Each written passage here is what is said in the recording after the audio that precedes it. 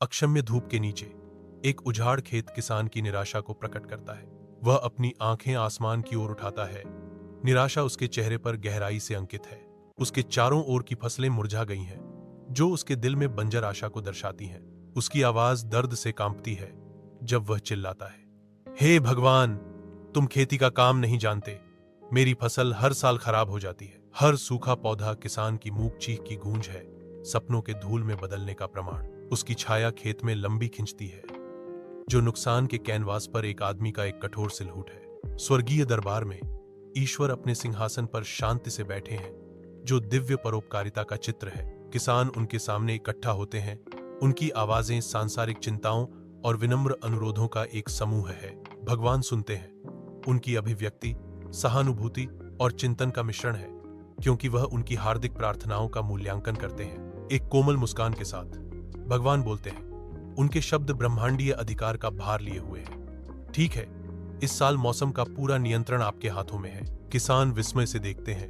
उनके चेहरे पर आशा और आशंका का मिश्रण झलकता है, जो अब उन्हें सौंपी गई अपार शक्ति को दर्शाता है। सप्ताह बाद किसान अपनी भूमि का सर्वेक्षण करता है।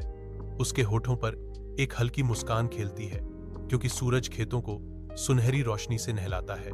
वह एक हाथ उठाता है।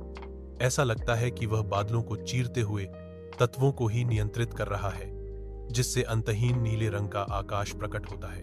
एक हल्की बारिश शुरू होती है। फसलों को पानी देती है, जैसे कि उसकी इच्छा से बुलाया गया हो। प्रत्येक बूंद उसकी भव्य योजना का एक प्रमाण है। उसका चेहरा एक चौड़ी संतुष्ट मुस्कान में बदल जाता है। संतुष्टि का अवतार, क्योंकि वह अपनी दृष्टि को प्रकट होते देखता है। वह फसलों की पंक्तियों से गुजरता है। प्रत्येक डंठल एक साथ झूमता है, मानो उसकी उपस्थिति को स्वीकार कर रहा हो। प्रकृति का एक ऐसा सिम्फनी जो उसके संचालक को प्रतिक्रिया दे रहा हो। किसान रुकता है।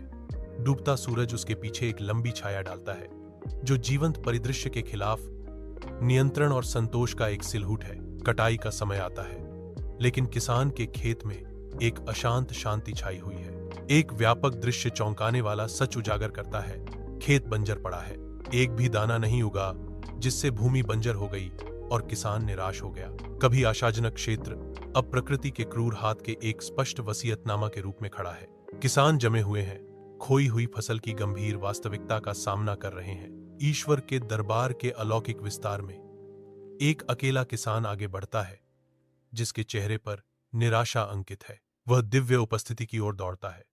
उसका दिल अनसुलझे सवालों से धड़क रहा है। उसकी आवाज कच्ची भावना से कांपती है, क्योंकि वह चिल्लाता है, क्या हुआ? किसान भगवान के सामने खड़ा है, एक स्पष्टीकरण का इंतजार कर रहा है। ईश्वर के दरबार में एक कोमल प्रकाश दृश्य को नहलाता है, जो दिव्य उपस्थिति को रेखांकित करता है। हवा ऊर्जा की शांतिपूर्ण गूंज से कंपन करती है, जो इस पवित्र स्थान में व्याप्त गहन शांति का प्रमाण है। ईश्वर कहते हैं, उनकी आवाज स्वर्गीय ज्ञान से गूंजती है, तुमने फसल को संघर्ष नहीं दिया, न कोई तूफान, न कोई आंधी। उनके शब्द गूंजते हैं, कठिनाई की आवश्यकता पर जोर देते हुए। चुनौतियों के बिना बीज मजबूत नहीं होते हैं। प्रकाश तेज होता है, इस सबक को रेखांकित करता है कि ताकत संघर्ष की भट्टी में बनती है। एक साल बीत गया है और किसान अपने खेत में खड़ा है। बीते समय के सबक उसके चेहरे पर अंकित हैं। वह नई श्रद्धा के साथ अपनी फसलों की देखभाल करता है, धैर्यपूर्वक कटाई का इंतजार करता है। मैदान उसके सामने फैला हुआ है, जो उसकी लचीलापन और समझ का प्रमाण है।